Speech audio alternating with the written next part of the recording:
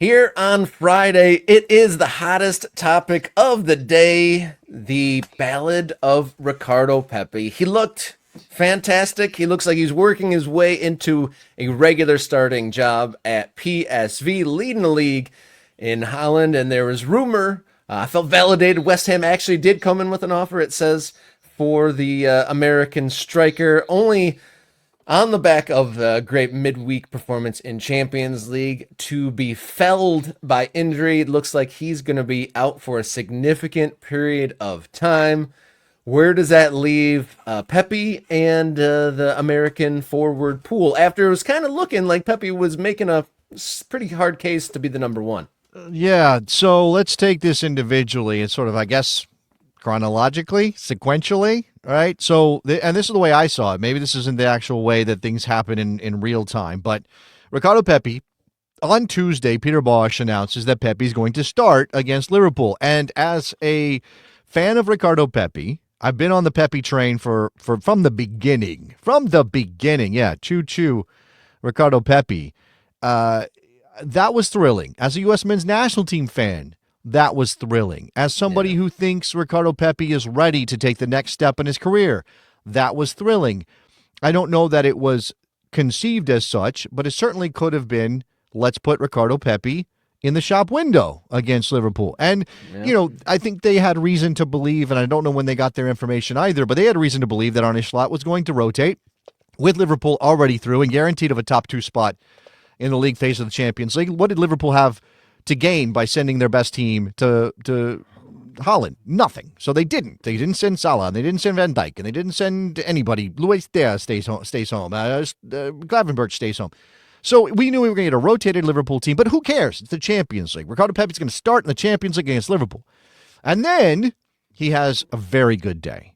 I think, we're still debating whether he touched the ball on the goal that he was credited with. Did Regardless, he touch it? The run makes the goal. Without the run, there is no goal. So you can say it still belongs to him on some level. But I think for a lot of us, what was more impressive was the assist that he provided, chesting the ball down for a teammate who then goes on to score. That was like the hold-up play thing that Pepi needs to bring to the table in addition to his goal scoring. That's what you like to see. More of a well-rounded forward since he's arrived at PSV Eindhoven. So, in the aftermath of that fine performance, word out, West Ham United has made a bid for Ricardo Pepi, something like 25 million euros, which I think is roughly around 21 million pounds. I don't know the exchange rate at the moment, but something in that neighborhood. There may have been a loan with an obligation to buy at that price in the summer. I think that was the mechanism. PSV Eindhoven reportedly said, no, thank you. That's not good enough. He's worth more than that, which may have been a negotiating ploy. Could have been. We still had some time left in the window, right? Today is the final day of the month, but there was a couple days going back to Wednesday. And then the word out through Doug McIntyre at Fox Sports that Ricardo Pepi suffered a knee injury in the game against Liverpool. He had come off. Now, this is where it gets like, what is going on? The prognosis was 1 to 3 months. Doesn't that feel like a big range? Like 1 month, okay. 3 months? That's a lot more. That's a lot more. That's a strange range for an injury, right, Rob? Yeah, ESPN reporting 1 to 3 months. That's, I think, coming down to they don't quite know what the problem is yet. It's just injury, maybe big injury, maybe little injury, kind of hedge our bets, but definitely going to miss out on the next round of Champions League if he is still on PSV come 2 weeks from now. I'm looking at the internet that I don't see any new news coming in that there's been another offer or any deal has been done. But just to kind of highlight what Pepi's been doing, I mean, in 28 appearances for PSV Eindhoven, the league leaders in Holland, 28 appearances, 17 goals, and 3 assists. The Americans have needed an out-and-out number 9, and those are pretty solid numbers. Yeah, so there is obviously the problem of his playing time at PSV Eindhoven not being enough to send you into a place of pure confidence over his role with the U.S. men's national team. I still would have him number 1 on my depth chart. I still would. I think a lot of people would. Yeah, there's a game tomorrow he's in, right? Yes, I think Injury everybody would say that Ricardo Pepi is the best American center forward at the moment, regardless of his playing time at PSV Eindhoven. And if you were playing a meaningful match for the U.S. men's national team tomorrow, and they do have one they have games in March, then he would be the starter. Now, that's also partly because Fowler and Balogun is hurt. Daryl Dike is still coming back from his injury. Josh Sargent just came back from his injury and scored some goals, but people are still not completely convinced he's the right guy. It's nearing a decade since he's scored for the American national team. It's a problem that he doesn't score goals when he puts on an American shirt. That is absolutely 100% a fact. Then you are kind of going into the more like, oh, this is really risky. We're not really sure. And the two names I can add to this, Brennan Vasquez, and I'm not convinced. I think he's limited. He made the move to Austin. We'll see if he scores goals in MLS. He was okay in Monterrey, but not good enough to make people really believe he was the guy or that he deserved a ton of looks. And then you have Patrick Agyemang, who had a nice showing in the January camp for the U.S. men's national team, but remains raw is not the right word because he is 24 years old. But unknown quantity. At the international level, absolutely. At the high level international soccer, absolutely. I think he's talented, and maybe a big year in Charlotte this season will get him a move, and we'll be talking about him differently going into 2026.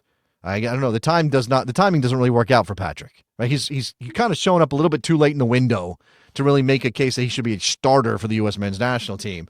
And I just think the sample size is way too small. But that's where we're at, right, Rob? Like, if you're Mauricio Pochettino, you're looking at your list and you're like, oh, none of these are good options. Like, no, now that Pepi is hurt, none of these are good options. No, I mean, so with all the injuries and all the situations now, like if there was a game truly tomorrow, who would be the guy? Would it be Sargent fresh off an injury and like one good performance, Agyemang coming out of nowhere? Like if, gun to your head, to be dramatic, gun to your head, who's your number 9 tomorrow?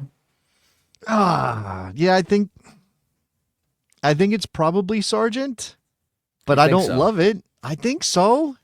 Yeah. I don't know, Rob. Again, he's been injured. He hasn't gotten any playing time under Pochettino, right? We're still in that phase. Like, it feels like we hired Pochettino a year ago, but we're still in that phase. It wasn't a year ago, but we're still in that phase where so many of these guys haven't even really played any minutes under Mauricio Pochettino. And even if some of them who did in the very beginning, that was the very beginning. And things have maybe evolved a bit in the way that Pochettino wants his team to play.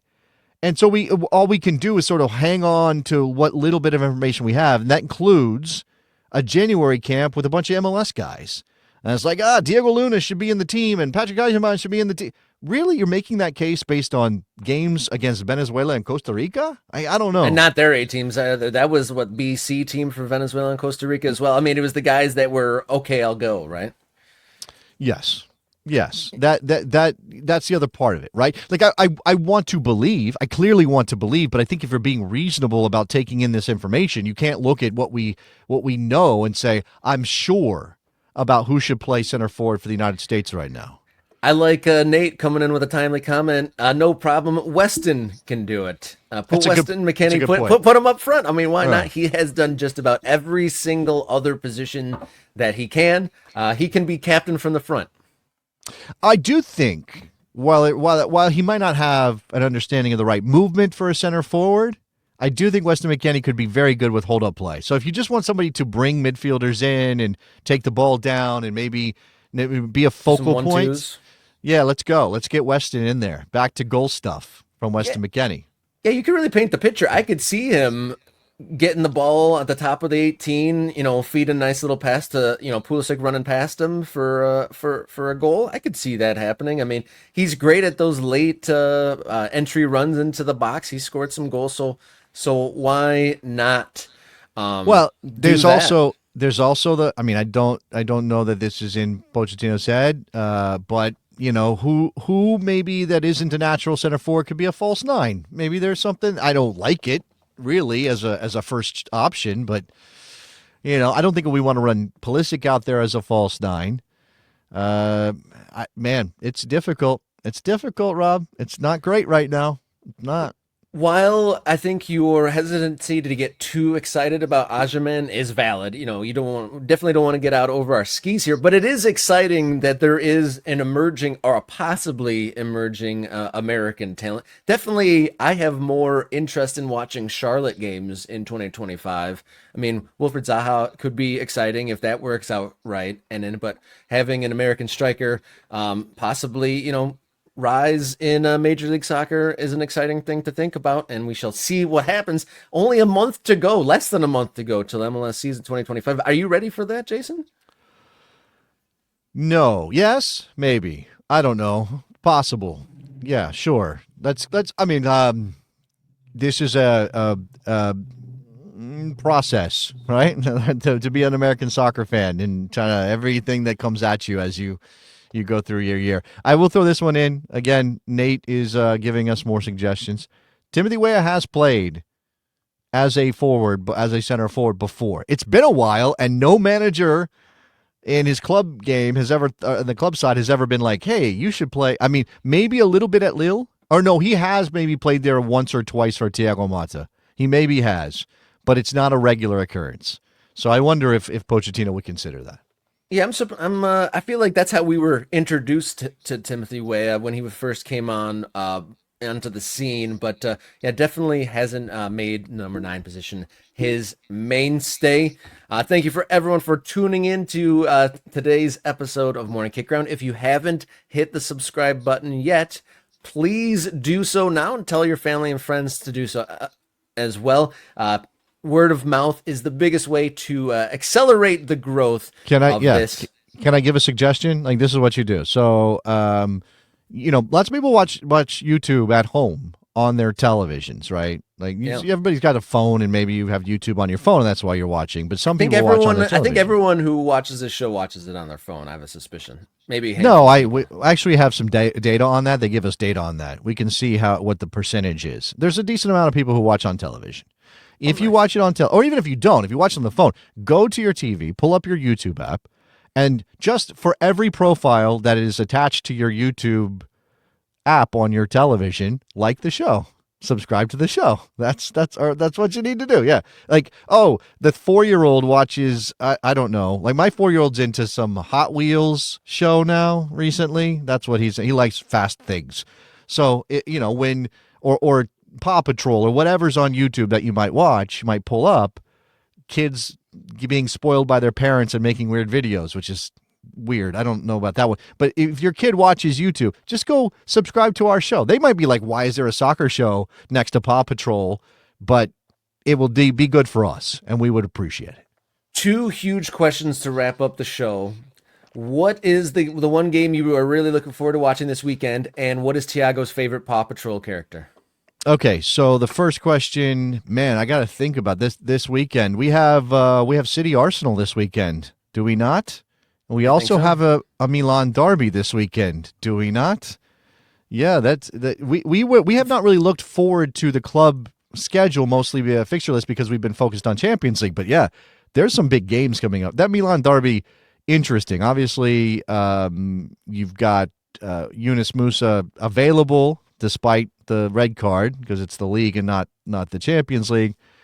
We'll see about Christian Pulisic. I would love to see Christian Pulisic score in a Milan derby. That would be fantastic. That'd be quite the highlight for him. I would say out of this weekend's slate, for 2 reasons, for the American interest and for my own supporters' interest, Liverpool versus Bournemouth tomorrow morning will be one that I really want to take in. Oh, that's a good one, yeah. League leaders versus the most informed team in the league, Liverpool, Bournemouth. Let's go, Tyler. Let's go, Tyler. Let's wreck Liverpool tomorrow. That's what we want here on the Morning Kick Around. As a unit, we want that to happen. Together, we want that, right? Yeah, I hope he has a very solid outing in a defeat. How about that? All right. All right. Thank you everyone for tuning in.